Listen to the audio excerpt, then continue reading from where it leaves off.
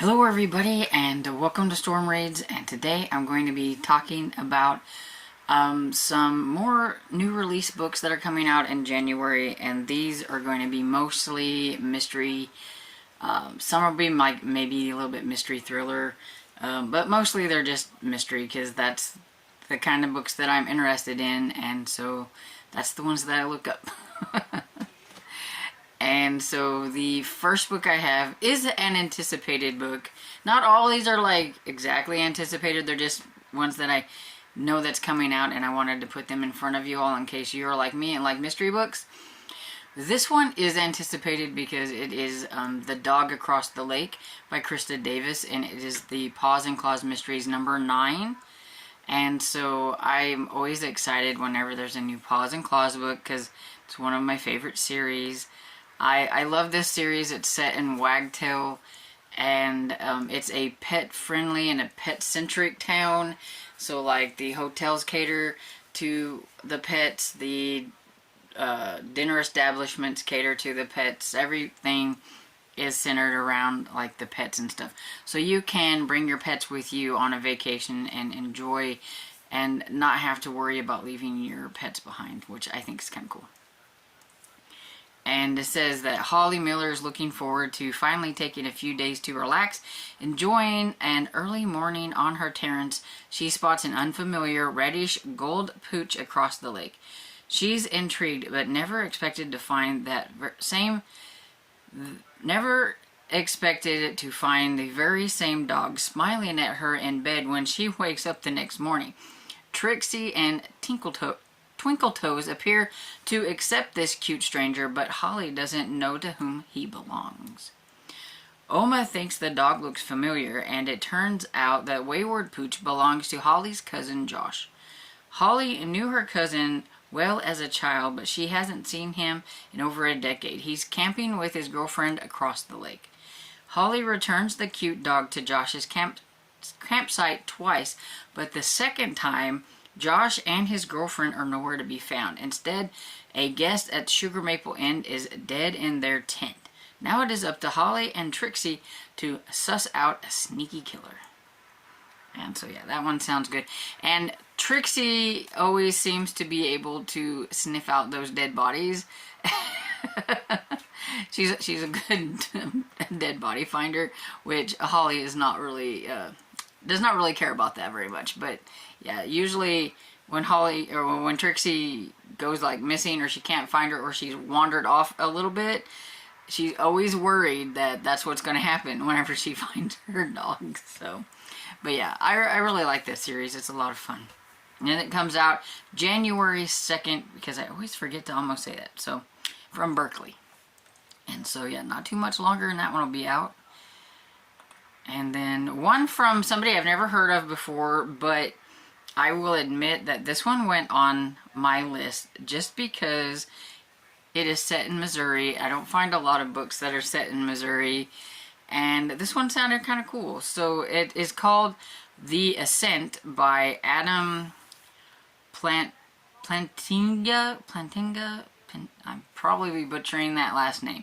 This one seems like more of a mystery thriller, but kind of the type of thriller that I think I enjoy over any of the other kind of thrillers that I have tried. It says Kurt Argento, an ex-Detroit street cop who can't let injustice go and who has the fighting skills to back up his idealism. If he sees a young girl being dragged into an alley, he's going to rescue her and cause some damage. When he does just that in the small, corrupt Missouri town, he's brutally beaten and thrown into a maximum security prison. Julie Wakefield, a grad student who happens to be the governor's daughter, is about to take a tour of that prison. But when a malfunction in the security system releases hordes of prisoners, a fierce struggle for survival ensues. Argento must help a small band of staff and civilians, including Julie and her 2 state trooper handlers, make their way from the bottom floor to the roof to safety.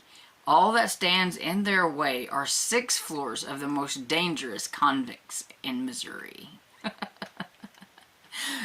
So leave it to Missouri to have a book that's set in a corrupt Missouri town, but it still sounds kind of cool. And so yeah, this one comes out January 2nd as well, and it's from Grand Central Publishing. Then the next one I have is Double Take by Lynette Eason. And this is a Christian fiction writer, but she writes really good romantic suspense. And I haven't read any of hers in a long time, and I seen this new one coming out, and I thought, I'm going to put this one on my list. And it says, it's from the Lake City Heroes, and it's #1. And let's see, it says, Detective James Cross has been honorably discharged from the Army's Criminal Investigation Division due to wounds sustained when an IED blew up near him. Now with the Lake City Police Department, he's rooming with his good buddy and partner Cole while he figures out his family dynamics. Physician assistant Lainey Jackson is 18 months out from an attempted murder perpetrated by her ex, which ended up when she managed to grab the weapon and shoot him. When he appears to have survived and is back to finish the job he started, Lainey insists it's not possible. But someone keeps trying to kill her, and she keeps seeing his face. Together, Lainey and James must work together to find out who exactly is after her and why he wants her dead. And failure is not an option. So, sounds really good. And like I said, I have read books from her before, and so I am excited to give this one a try. It comes out, now I'm confused. One says January 1st, the other says January 9th, so it's going to be one of those dates. And it comes out from Revel Publishing. And so yeah, that one definitely on the list. This one, I've already read this one, so I can say this one's a good one and that you should put this series on your list. And so that is Death at a Scottish Wedding by Lucy Connolly, and it is the second book in the Scottish Isle Mystery series. And this one comes out January 9th, and it's from Crooked Lane Books. And I just love this line here. It says, something old, something new, something borrowed, and someone's blue. But it says, finally feeling like Sea Isles, Scotland is becoming her new home, American Dr. Amelia McRoy is delighted when she is invited to the wedding at Morgan's Castle. Her friends have warned her that it is a 3-day party and it's bound to get wild, not to mention the impending snowstorm. Constable Ewan Campbell, owner of the castle, ensures their safety with the blizzard. What he didn't ensue is that all of his guests would survive the night alive. When Amelia explores the impressive castle, she finds a dead man in one of the turrets. Yeah, and then they get snowed in, and so somebody there is the killer, and they don't know who it is, and it really kept me guessing, and I really like this one. And so this is the second book. I do advise that you get An American in Scotland. It's the first book, and it really does a very good job of setting up like her, because she is from America. She moves to Scotland. She doesn't know how to navigate this Scottish town, and the way that they do things there, it's a lot different than America. And the first one was a lot of fun. I gave the first one 5 stars. I did give this one 4.5 stars, so it's a good solid series, but you just need to start with the first one because the banter between her and Ewan was just a lot of fun. So this next one, I think may have been like indie published first and then picked up by Minotaur Books, because it did say that it came out this year, but it says that it's also expected publication is January 9th from Minotaur Books. And so I'm going to put it on here anyway, just because it looks kind of interesting and I thought people might be interested in it. It is a cozy mystery, and it's called The Expectant Detectives by Kate Allays. I'm probably butchering that name. But it says, can they solve the mother of all murders? For Alice and her partner Joe, moving to the sleepy village of Penton is a chance to embrace country life and prepare for the birth of their first child. He can take up woodwork, maybe she'll learn how to make jam, but the rural ideal they hoped for doesn't quite pan out, as when the dead body is discovered at the local prenatal class and they find themselves suspects in a murder investigation. With a cloud of suspicion hanging over the heads of the whole group, Alice and her newfound pregnant friends set out to solve the mystery and clear their names with the help of their troublesome dog Helen. However, there are more suspects and tension in the heart of Penton than first meets the eye. Between the discovery of a shady commune up in the woods, the unearthing of a mysterious death years earlier, and the near tragic poisoning of Helen, Alice is soon in way over her head. And I don't know, I just thought it sounded kind of interesting because they're pregnant investigators, so I don't know. But it sounded kind of fun. And so I'm curious about it. It's not like high up on my list or anything, but I thought maybe you guys would think it was pretty cool. And then this next one, I had an e-arc of it, but my Kindle won't let me have it. And it's on my Kindle, but it keeps giving me an error, so I'm just going to have to wait until it comes out like everybody else. I'm a little disappointed because I really wanted to read it now. But that is The Sign of Four Spirits by Vicki Delaney. It is the 9th book in the Sherlock Holmes bookshop mysteries. And this one says, Gemma Doyle won't be spooked when a body shows up at a psychic fair. So, got a psychic fair arrives in West London, and Gemma Doyle, owner of the Sherlock Holmes bookshop and emporium, wants nothing to do with it, but somehow, at the urging of Donald Morris, an enthusiastic Sherlockian, she finds herself talked into attending a seance along with the baker and best friend Jane Wilson, store assistant Ashley, and former pop star Bunny Lee. Oh, Bunny, okay, yeah. But to her surprise, Gemma finds herself banned from the seance and shown the door. I wonder why. I'm pretty sure I can figure it out. Curious, she listens in from the outside room. The medium informs a disappointed Donald that Sir Arthur Conan Doyle will not be able to make it tonight. Then Gemma hears a voice cut off and a cry for help, a scream. Gemma bursts into the library to see that someone has collapsed on the table dead. The windows are all locked, and Gemma was guarding the only door. Someone in this room is a murderer, but who? That one sounds really good, and I want to read now. But I will have to wait until January 9th like everybody else. And it comes out from Crooked Lane Books. But, oh, I want to read it now. And so this next one, this author has 2 books coming out on the same day from the same series. It's a brand new series from Marty Wingate. I like Marty Wingate. This is A Body on the Doorstep, and let's see, what was the other one's name? And A Body at the Seance. They both come out January 11th, and I think it's from Bookachor. Yeah, from Bookachor, which is one of my favorite publishing companies. And I'm just going to, I'll show you the picture of both of them, but I'm just going to read what the first one is about. It is a historical, looks like, I think, mystery. Fierce, independent Mabel Canning can't wait to begin work for the Useful Women's Agency. But when she discovers a body on her client's doorstep, it's time to add solving murders to her job description. London, 1921. Mabel Canning is proud to be a modern woman working for the Useful Women's Agency, carrying out tasks for gentlewomen from flower arranging to washing muddy dogs. But when she answers the door for the wealthy widow Rosalind Despard, she almost chokes on a cucumber sandwich when she finds a soldier's body on the doorstep. As she offers tea to the policeman at Scotland Yard, Mabel can't resist getting drawn into the investigation.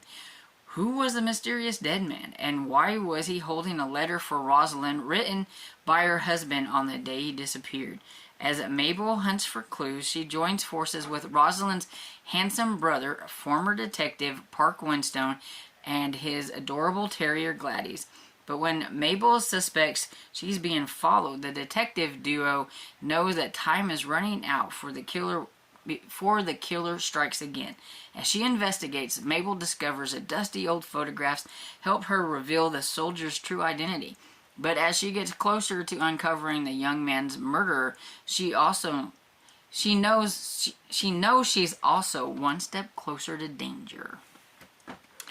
And so I've really enjoyed pretty much everything I've read from Marty Wingate. I've read her Potting Soil series, her oh, now I can't remember what it's called, but it all has a bird in the title. I can't remember what it's called. And then she has I think it's the first edition. There's only 3 books in that series. I've read 2. I need to read the last one. Or I've read 1. I can't remember. But I like her, and I need to I just need to read them all. I think I have 1 left in the Potting Soil because I thought it was canceled, and I think she self-published one, and I haven't got to that one. But yeah, so anyway, I really like her, and so I'm excited to see this new one, and it's from Bookachore, which is really cool because it's my favorite publishing company. And so we have a debut author. So we have The Night of the Storm by, I'm going to butcher this. I mean, it's Nishta Parith, yeah. You can see it here on the picture because I know I'm butchering that. But it is a fresh take on a classic locker room thriller. So this one says, Hurricane Harvey is about to hit Houston. Meanwhile, single mom Gia Shaw is already having a rough week. Her 12-year-old son, Ishan has just been suspended from school for getting in a fight. She's reeling from the fallout of her divorce, their move to Houston, her family's disapproval, the struggling to make ends meet on her own. Now Gia is worried about Ishan's future too. Will her solo parenting be enough? Doesn't a boy need a father? And now their apartment complex is under a mandatory evacuation order. Gia's sister, Seema, has invited them to hunker down in her fancy house in Sugarland. And despite Gia's misgiving, Seema's husband, Vipul, got all these names I can't pronounce, sorry, has been just a little too friendly with her lately, and Gia concedes it's probably the best place to keep Isham safe during the hurricane. With Gia's philandering ex scrutinizing her every move, all too eager to snatch back custody of Ishan, she can't afford to make a mistake. When Vipul's brother and his wife show up on Seema's doorstep too, it's a recipe for disaster. Grandma, the family matriarch, has never been shy about playing favorites among her sons and their wives. As the storm escalates, tensions rise quickly, and soon someone's dead. Was it a horrible accident, or is there murder in the mix? With no help available until the floodwaters recede in the morning, Gia must protect her son and identify the culprit before she goes down for a crime she didn't commit and becomes the next victim. And so I think that one sounds pretty cool. And I will admit, I am really hit or miss with thrillers, but I do want this one to be good, and I just don't know. But I put it on here anyway. It's January 16th, and it's from Dutton. And it is a debut, and so we'll just have to see. Maybe the debut will be really good. You never know. Whew, I gotta hurry before I lose any of my daylight and it gets dark. So this next one I have is more historical fiction, but it's from a historical mystery author that I enjoy, so I wanted to give this a try. And this is The Diamond of London by Andrea Penrose. And it says, born into an illustrious family of swashbuckling war heroes and brilliant political leaders, Lady Hester Stanhope was a Regency-era adventuress who lived on her own terms and refused to conform. It says that... So I think it's based on the real life of Lady Hester Stanhope, who was alive from 1776 to 1839, it says. A British aristocrat, Aquarian, and adventurer who defied all of conventional strictures of what a woman could and couldn't do during the Regency era. Even with her privileged life, Lady Hester Stanhope knows that claiming the adventurous life she truly wants will not be easy, thanks to her eccentric father's stifling grip. With the help of her renowned statesman uncle, William Pitt the Younger, she takes on a glittering, treacherous heights of London society. Her formidable intelligence, outspoken opinions, and headstrong determination gains the favor of the Beaumont leading taskmaker Beau Brummel, and she quickly learns to bend the rules of the ton to her own advantage.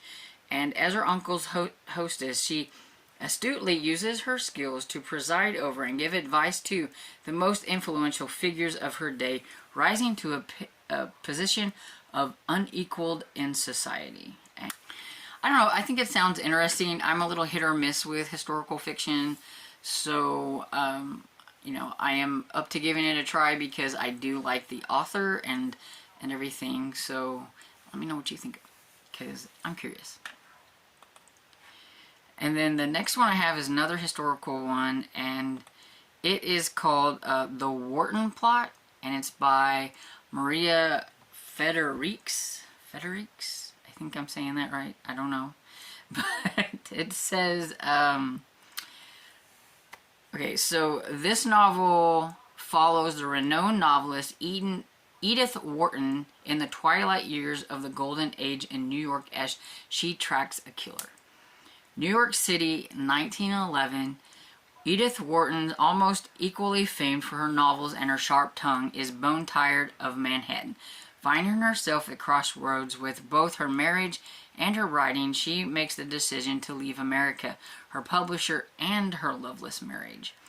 And then dashing novelist David Graham Phillips, a writer who often notorious ideas about society and women's places in it, is shot to death outside the Princeton Club.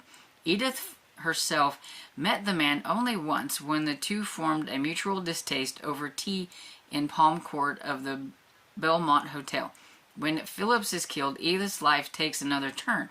Her sister is convinced Graham was killed by someone determined to stop the publication of his next book, which promised to uncover secrets that powerful people would rather stay hidden. Though unconvinced, Edith is curious. What kind of book could push someone to kill? Inspired by a true story, the Wharton Plot follows Edith Wharton through the fading years of the Gilded Age into city she once loved so well, telling a taut tale of fame, love, and murder as she becomes obsessed with solving the crime. So it sounds really good to me. I don't know. What do you think? And then the next one. Okay, so I've read a few books by this author. I've enjoyed her young adult kind of, I don't know, horror-ish thriller stuff. I've really liked her middle grade stuff. I've not really read her adult stuff. But it's on my list of things to read, but I just haven't got to them. But this one is a new one called No One Can Know, and it's by Kate Alice Marshall. And so I know a lot of people might know her by the one that came out last year, or this year, which is What Lies in the Woods. That one has been on my list to try. I just haven't got to it. But she does have a few other ones that I've been wanting to try. This one says Emma hasn't told her husband much about her past. She knows her parents are dead. He knows her parents are dead, and she hasn't spoken to her sister in years.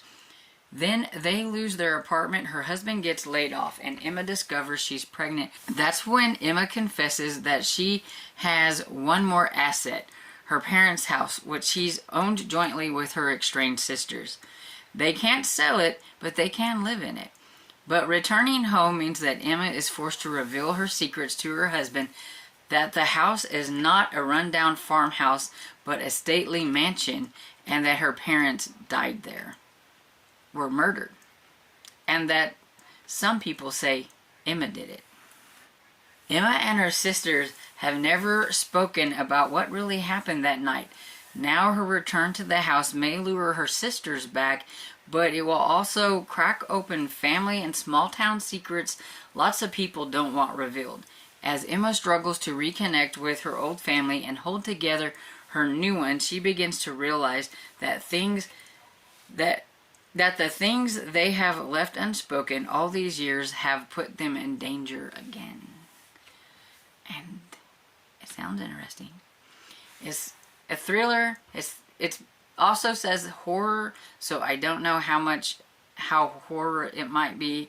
I'm still thinking it's probably going to end up being more mystery thriller, because I don't know. It has a whole list of genres down here, but I know it's because of where people put things, and I know some people think things are spooky when they're not. So, so I don't know. But it sounds interesting.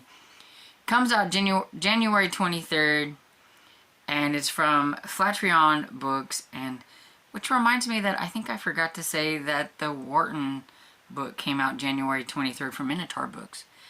And I don't even know if I said that. I am really bad.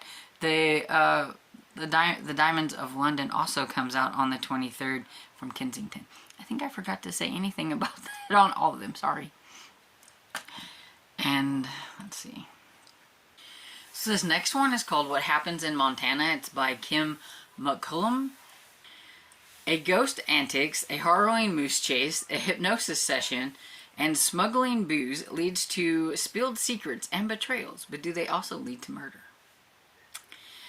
At a hot springs retreat in Montana, whiskey-swigging Maud, the nearly 80-year-old chef, longs for the glory days when the retreat's hosting martini-sipping celebrities instead of long-haired hippies who refuse to wear deodorant.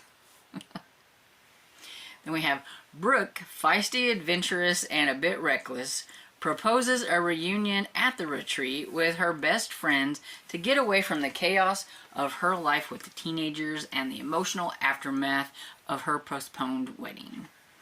One of those friends, Tracy, has devoted her life to her children and her husband despite her excruciating boredom. But a long-held secret could cost her the most important friendship of her life. Haunting the place is a ghost who in life dealt with tragedies by turning to prostitution, which led to her murder over 100 years ago at the very place they are all staying. What Happens in Montana explores friendship, betrayal, and forgiveness with blunt truth and witty insight. Together, these friends learn to navigate empty nest, infidelity, deception, and poltergeist. Most importantly, they learn their friendship is strong enough to get them through it all. And so, I don't know, it sounds like it could be kind of fun. And it comes out January 25th. It's from Black Rose Writing, which I'm guessing is independent. I gotta get quicker because I am losing daylight, and I had to turn on the ring light, so if you see the little ring light thing, you know what's going on. But yeah, this is getting a lot longer than I thought, but there's a lot of books that I wanted to talk about. Maybe I should have split it up, but oh well. So the next one I have is The Girl in the Lock by Andrew James Craig. This is a private investigator, Terlock Pedersen, and I'm probably butchering that, #1, and it says, a mother calls for her child repeatedly in the soft summer air, her voice raising with a panic. She runs across the deck to lean over the thick glass, her eyes searching the dark waters of the loch. Her only child is missing and nothing will be the same again. The disappearance of a 3-year-old girl from her isolated Highland home one summer shook the nation. A massive police search involving divers in the loch and dogs combing the moorlands and mountains has failed to find Lily Masterton. 3 years later, the world may have forgotten the blonde-haired girl with the big blue eyes, but her grief-stricken parents hire private investigator Tirlock, I know I'm pronouncing this wrong, Tirlock Patterson, an expert in finding missing children, to bring their precious Lily home. But this is no ordinary family struck by tragedy. Tirlock has heard the whispered rumors of Tony Masterton is a dangerous man. Lily's nanny was fired and has vanished into thin air, and then a body is found at the local landmark Hell's Glen. As Tirlock pieces together the secrets at the heart of the Masterton family, tiny bones are found in the lock close to the Masterton's home. Could they be Lily's, or where Tirlock unravel a truth even more shocking?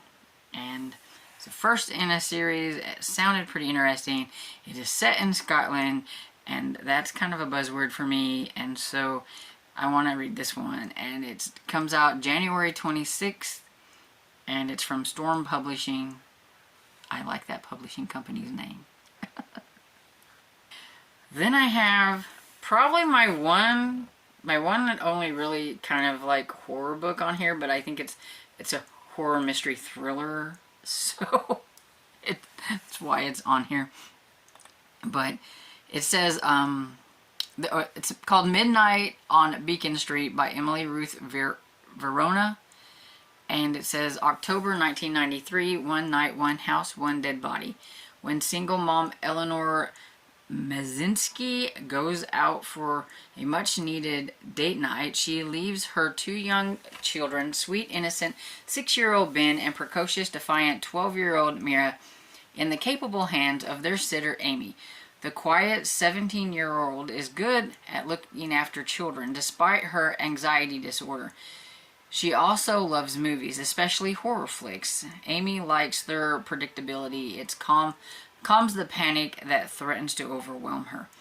The evening starts out normally enough with games, pizza, and dancing, but as darkness falls, events in the quaint suburban New Jersey house takes a terrifying turn. Unexpected visitors at the door, mysterious phone calls, and by midnight, little Ben is in the kitchen, standing in a pool of blood with a dead body at his feet. In this dazzling debut novel, Emily Ruth Veron moves back and forth in time, ratcheting up suspense and tension at every page. Chocked full of nods to classic horror films of the 70s and 80s, Midnight at Beacon Street is a gripping thriller full of electrifying twists and a heartwarming tale of fear and devotion that explores our terrors and the lengths we will go to keep our loved ones safe. And it sounds really interesting and really curious, and so I'm hoping it's going to be good. And this one comes out January 30th, and it comes out from Harper Perennial. Okay, so the last one I have is of Hoaxes and Homicides by Anastasia Hastings. This is the second book in the Dear Miss Hermione series. I've been having a little trouble with this one. I have been trying to read this. I do have an e-arc of it. I really like the first book in it, but I do think it's just me, and so I did want to put it on here because if you think this one sounds good, you should try the first one, because that really sets up especially how she becomes like the Dear Miss Hermione. But it says, when Violet receives a letter from a heartbroken mother sent to her alter ego, the agony aunt known into the world as Miss Hermione, her pulse can't help but quicken. The daughter in question has gotten caught up in a cult, the Hermetic Order of the Children of Aid.